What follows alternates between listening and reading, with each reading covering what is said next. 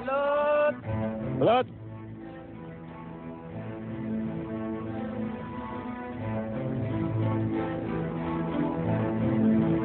Sir, balot po. Ay, charot. Wala po, sir. Nilagang man eh. Wala rin po. Wala rin. Po. Nakasama ka nila? Sir? Makakatulong ka sa komunidad at bibigyan ka pa ng parangal. Pwede pong pabuyan na lang. Pag nakita mo ano? Kukunin ko yung wallet ko. Kukunin ko yung wallet ko, Carlitos.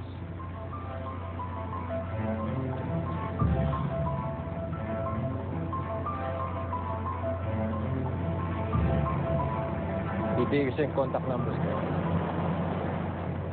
Hindi mo kailangan sumagot niyan. Kapag handa ka na, tawagan mo ako. Andiyan ang number ko. Pag-isip ka.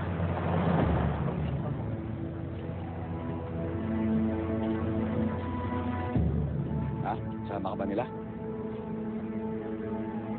Alam mo, namiss ko kanina. Parang nakita kita eh.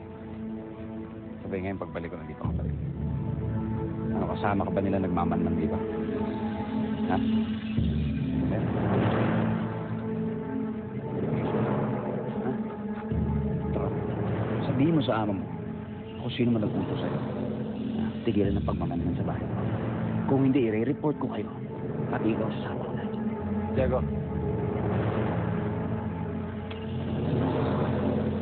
Carlitos, pag-isipan mo.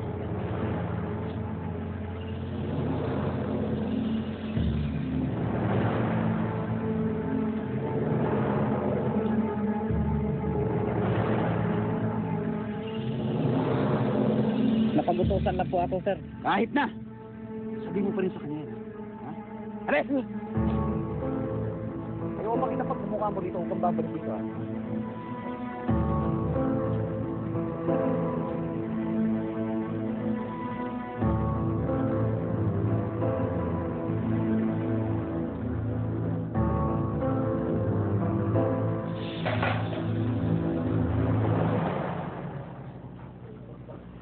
You know what, Marimar?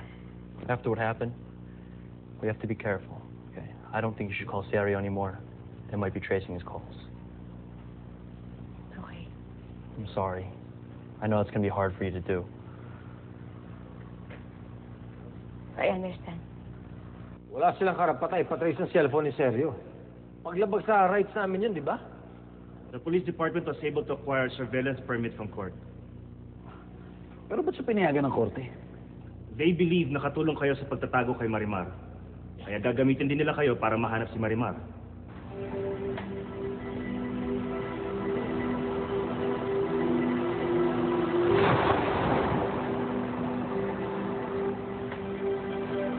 Ay, dagat. Namiss ko ang simoy ng hangin mo. Diyos mio. Pati ang mga talangka mo, namiss ko rin. Alam mo ba, Adrian? Nakatira ako dati sa maliit na kubo. Malapit sa isang maliit na isla. Really? At si Sergio din. Nakatira siya sa isang beach resort. Sila ang pinakamayamang angkan doon. Habang ako, kami yung pinakamahirap doon. Can't we do something about it? Nag-file na ako ng complaint. Mabuti pa siguro, palitan mo na muna yung cellphone mo. Tapos kumuha ka ng prepaid card.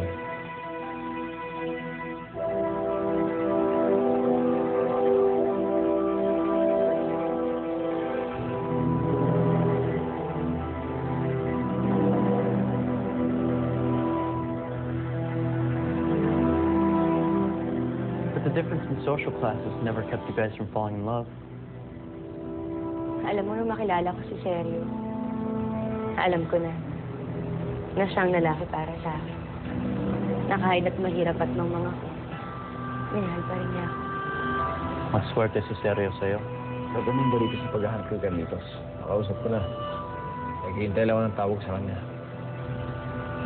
Tumawag siya. Mabuti pa, Sergio. Sambahin ka na muna. Kumusta na si Cruzita? Papatingin mo na ba sa doktor? Hindi naman doktor ang kailangan niya. Si Marimar. Mas maswerte ako kay Sergio. Dahil minahal niya ako. Kahit lagi kami nag-aaway, nagkakaayos na kami dalawa. Masaya kaming dalawa. Then what happened? Tulad sa isang paraiso, may ahas na pumupunta para manggulo.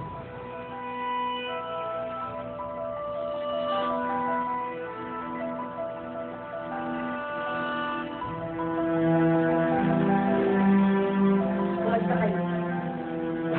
Oh, Jessica. Buti naman naalala ko ko. Wala na akong pera eh. Kailangan ko ng malaking halaga. So, gusto nga na ako magtago. Bibigyan naman kita eh. Sinisigurado ko lang na wala kang kinakausap na ibang tao. Wala. Pero pag hindi ako nakatanggap ng pera galing sa'yo, mapipilitan ako yung benta ebidensya pinahawak mo sa akin. Ibigay mo sa akin yung original copy ng surveillance tape.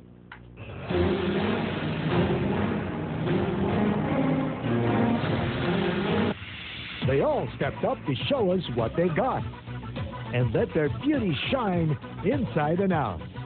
Lahat sila kahanga-hanga at sa kanila wala ka nang hahanapin pa. But who will stand out and be the fairest of them all?